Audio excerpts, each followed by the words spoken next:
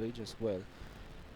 Gustong-gusto ko dito yung maraming stun potentially from the dire side. I like God Taka's lineup draft-wise a lot more. Yeah. Shadow, they have a lot of spells. They have 3 initiators. Any of those 3 heroes, Sand King, Earthshaker, and Sven can initiate a fight. On the side of Demigod, you rely solely on that vacuum and no proper follow-up to that vacuum. Asante's Eclipse, but no crowd control whatsoever. Global Silence is there, as well as probably, okay, vacuum into Blade Fury for the DPS maybe, but I feel that their lineup is really lacking. Na may nakapagtaka dito, they have the vacuum but they don't have a follow-up stun after Exactly. that na group stun. Exactly.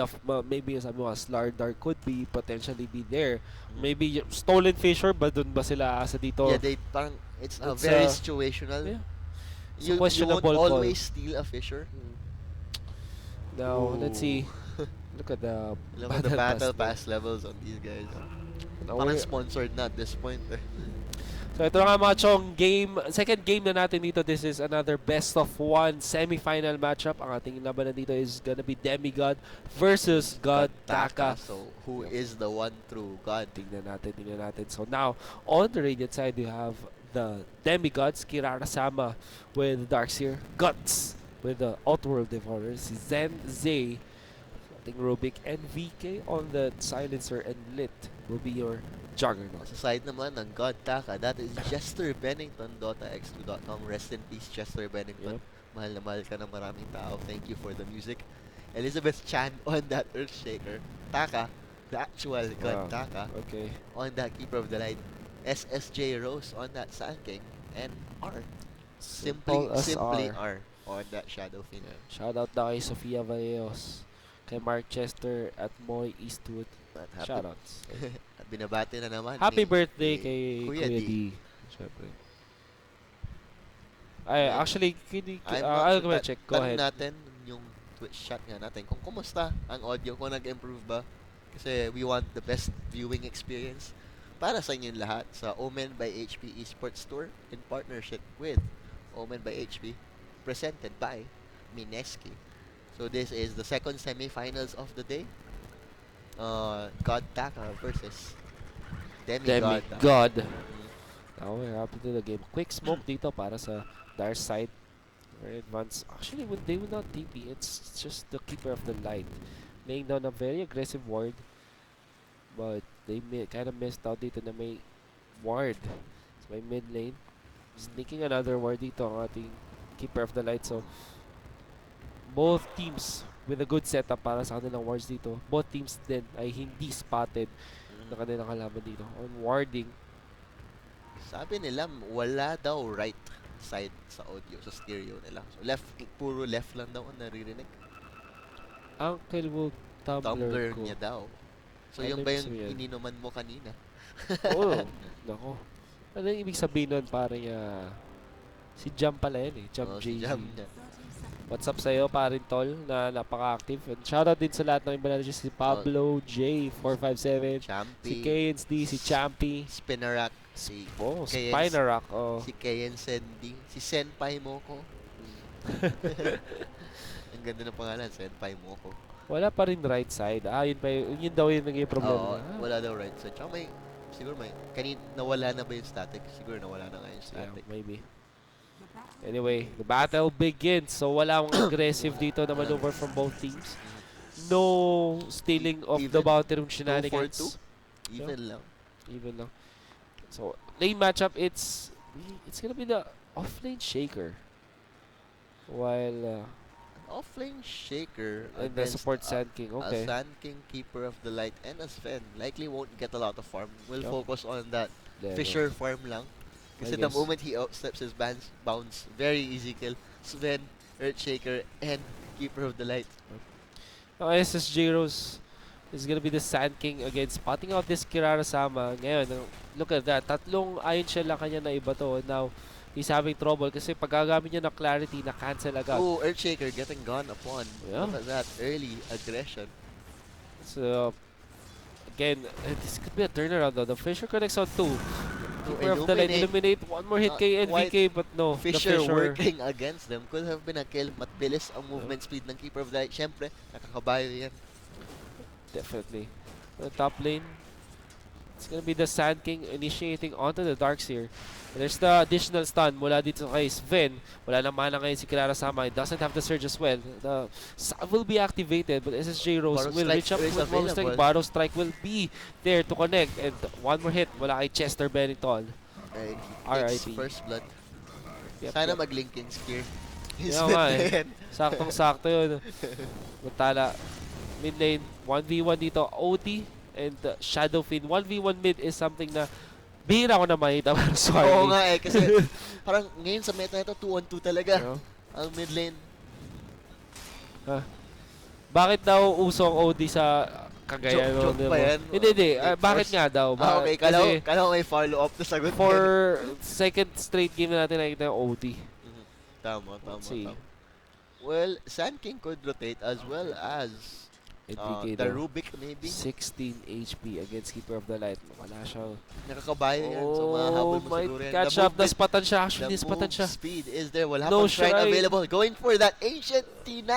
Will No, he get wala it? catch Not quite. I feel na hindi dapat Why? siya tumigil. Yeah. I feel dinenensyo niya na lang. Dumaan siya. But in the bottom lane, there's Elizabeth Chan being aggressed upon. If there's, may word bang ganun? Aggressed upon. May word. Pero Tanong yun namin nga. si Professor Naampas Manjit siya kung dito. may word na ganyan. 2-0 para sa God Taka. Yan. Ating team.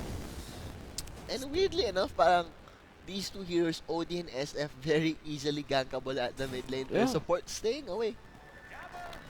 Kanya-kanyang business dito samantala sa top lane. Kaya Sama. It's just level 3. Going Have the for surge a as well. Quellen Blade, not an item I would normally see on a Darkseer, Yeah. to be honest. Maybe we'll go for the Iron Talon na lang dito. Magpa-farm na lang Yeah. siya. Knowing na sobrang Na hirap na talaga zone siya out dito. He can't So, stay in lane. may level 2 Iron Shield naman siya. Although the stacks are just Not- prepared. Not there yet, though. Anyway, ang ating nakakalamang pa rin dito is gonna be the SF, 19 assets. Sven to follow, 15 assets. And then, in Juggernaut. Outworld Devourer, not having a lot of... A very early Farm point dito. in Arcane. Or was that an Arcane orb? Yeah, meron wala siya. siyang Astral Wala siyang Imprisonment. Astral. I think that is the main reason why he is not winning the lane as he should be. Because that 4 seconds on the Astral, plus level 1 pa lang, mataas na yung damage here, can really secure you so much. Yep. Creep kills. And maski gamitin mo sa kalaban, diba? That is 4 seconds of free farm for you.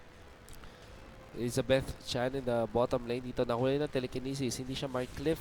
He's in the middle of a lot of creeps dito. But Taka wants to kind of steal itong stack na ginawa ng Radiant side. But the Fishers was illuminate, still dealing a lot of damage. Arcade Curse is quite late dito. Hindi siya shrug off lang to ng dire side. Fisher not exactly going in their way just yet.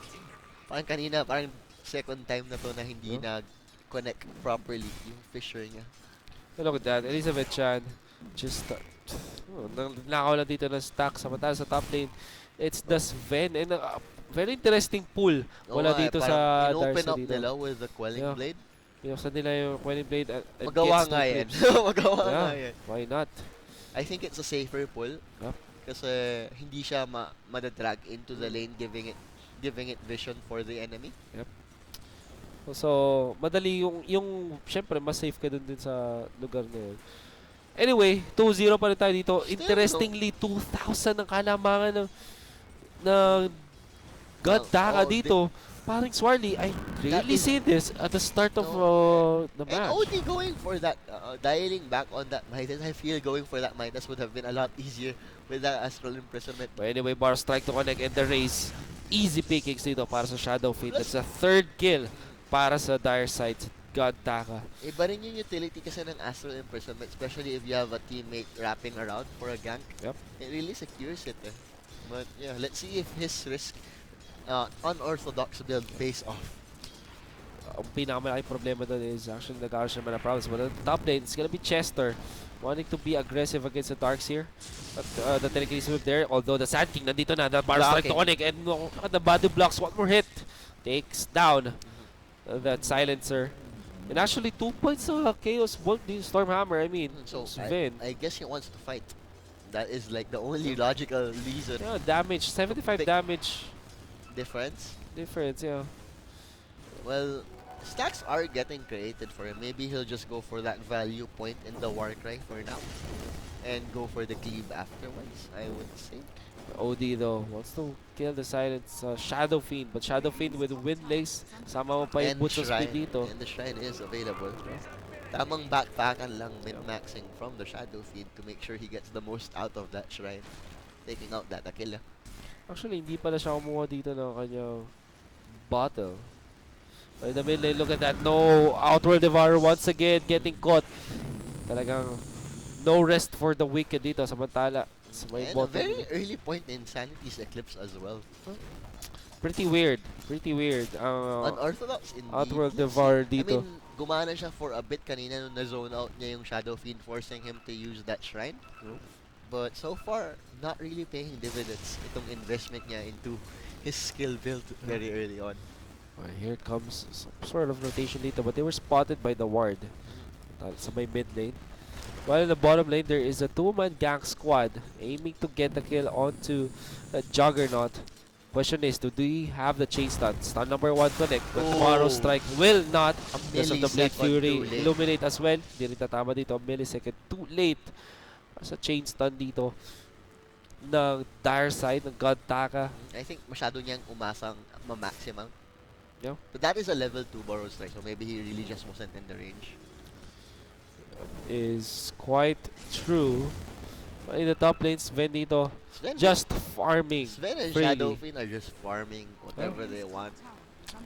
And that's a big problem para sa Demigod dito. Siyempre, that's Sven, that's a Shadow Fiend. Dalawang snowball heroes dito na kapag nabigyan mo ng magandang simula talaga. Mask of Madness threads Hindi already for siya that Shadow Fiend. 8 minutes in, that is a very good swing para sa kanya. Can easily go for stacks at this point. And actually, if we look at the net worth dito, napakalaki ng disparity dito.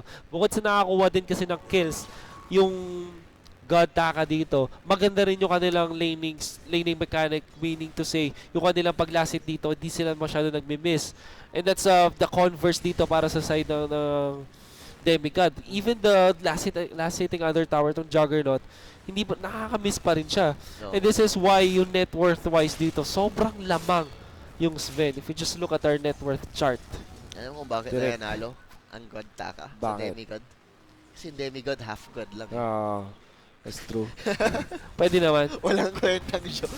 Mga hirit ni Manjin yung mga Hirit ganyan. naman yun. Mga jokes ni Manjin. Oo nga eh. Namimiss ko. Isang araw ko palang hindi nakakasama si Manjin pa. Namimiss na namin. Thanks, Yun na nga. thanks. Look at that disparity. Yep, that's what On I'm trying that to Sven. say. Oh. Kanina pa sinasabi ni Wolf. But in the bottom lane, some sort of aggressive movement dito para kay Elizabeth Chan. Again, without any way to cancel See, that there we TP, go. Look at dito that. siya.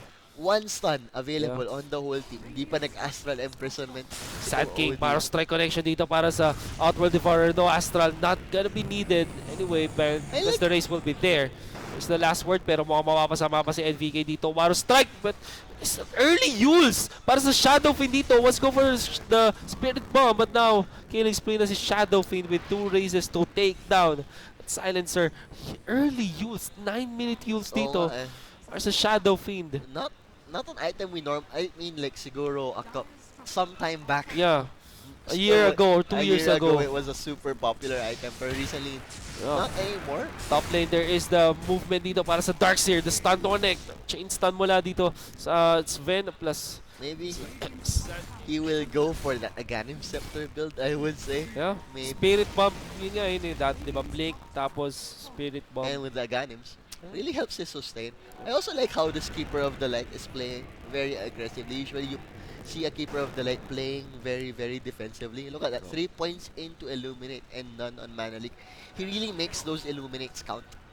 Well, he does have very good stun setups. 3 stuns from his team to make sure that Illuminate hits.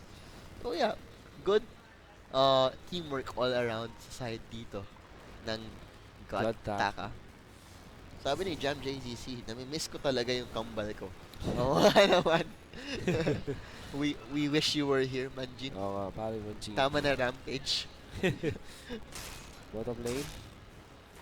I mean, mid lane pala. Sorry. But, yeah.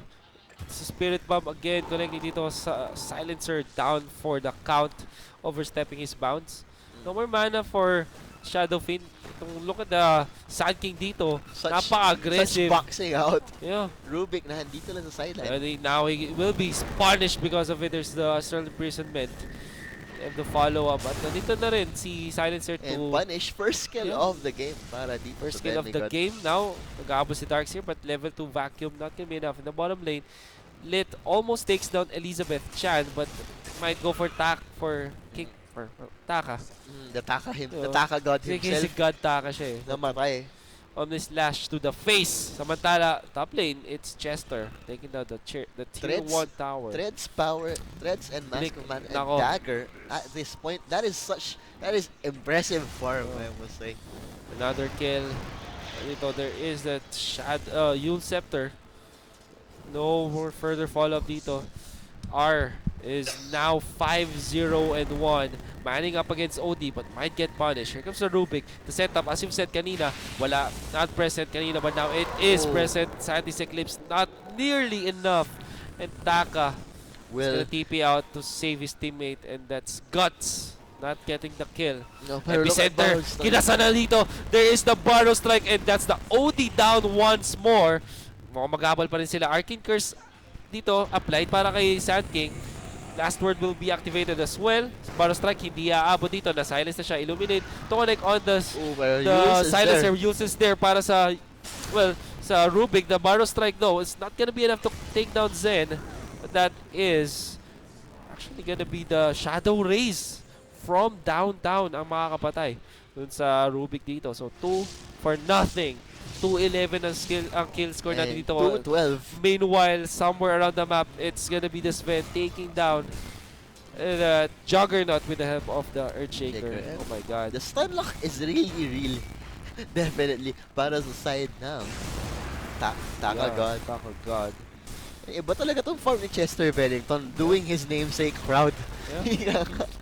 A big tribute para sa Linkin Park. Former vocalist.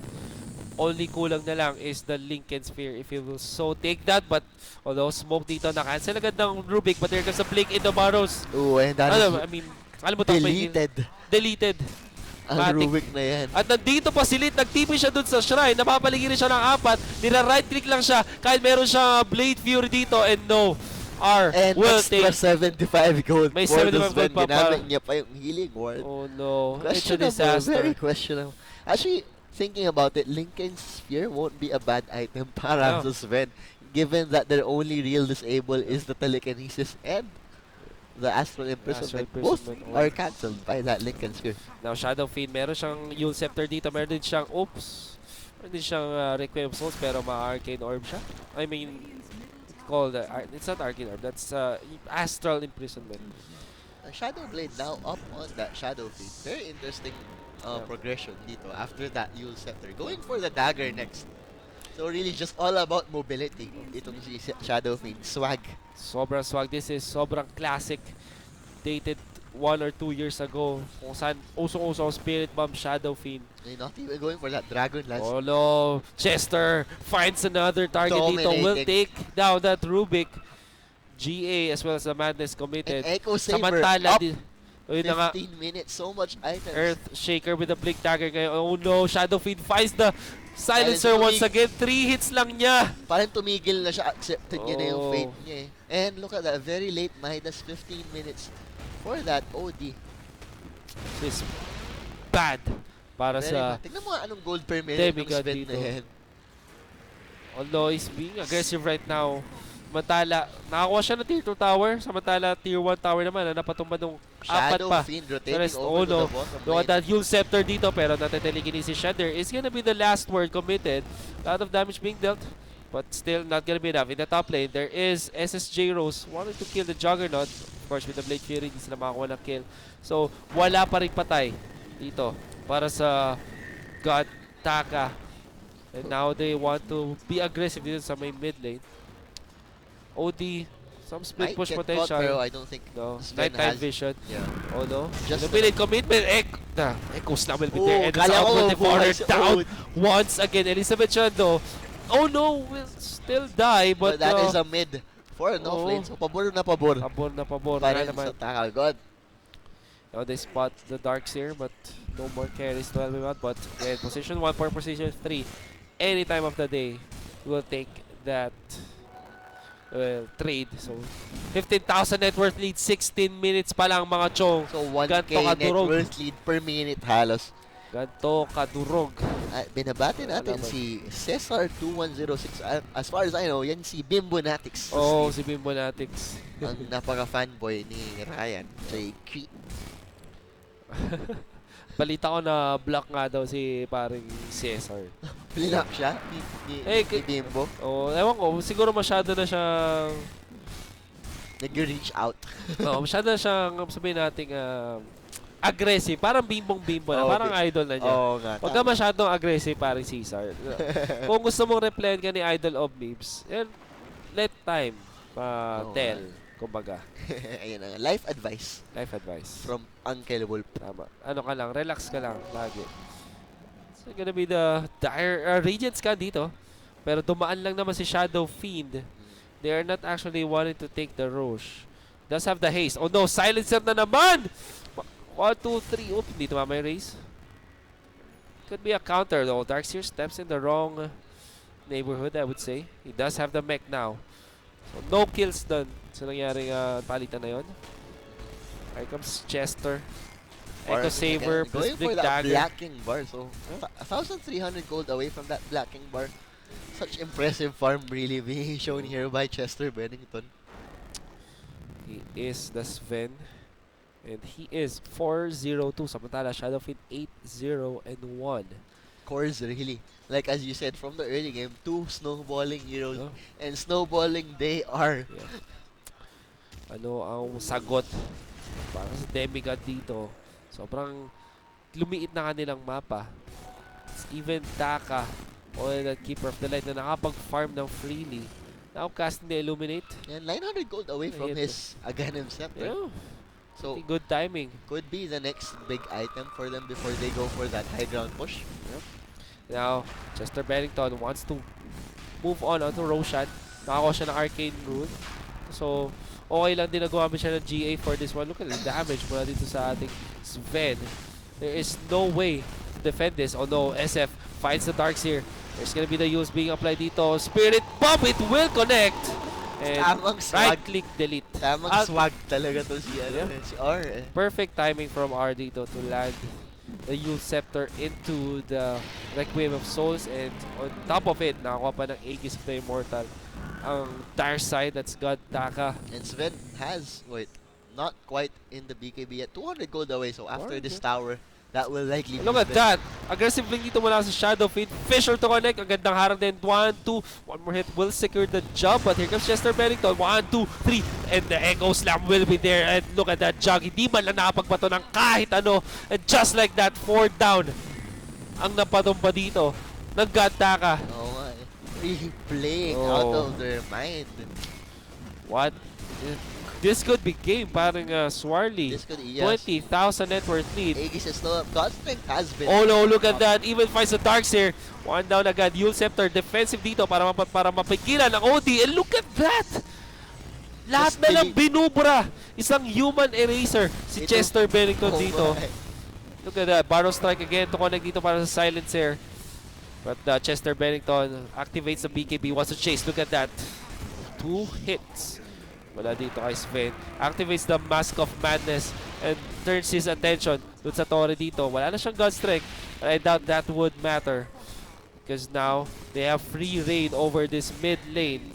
And maski mag-buyback si OD dito, I don't really think they can do anything. Taking a lot of time dito. But no, Barrow Strike to connect onto 2. Juggernaut, mapapasama pa yata siya. Wala na siya Blade Fury. Omnislash, Illuminate. hindi na niya nagamit. Just like that, no more Jug again. Para sa Demigod dito. OD, nag-respawn na, but what can you do? Wala pa nga dito yung Shadow Fiend. Vacuum into nothing. Into Global Silence dito. No more further crowd control. There is the Astral Imprisonment. They have the damage.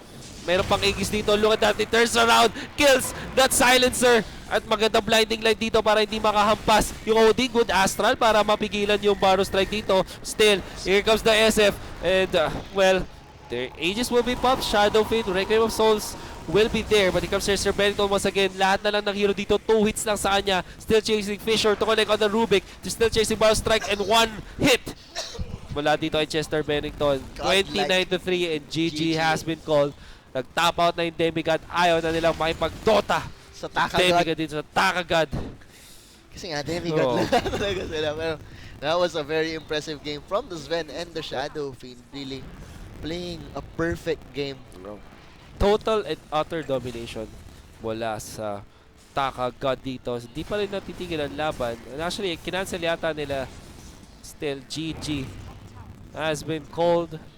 And we will go to the grand finals with Universe 7 against Taka. Let's see kung mabilis pa rin ang labanan.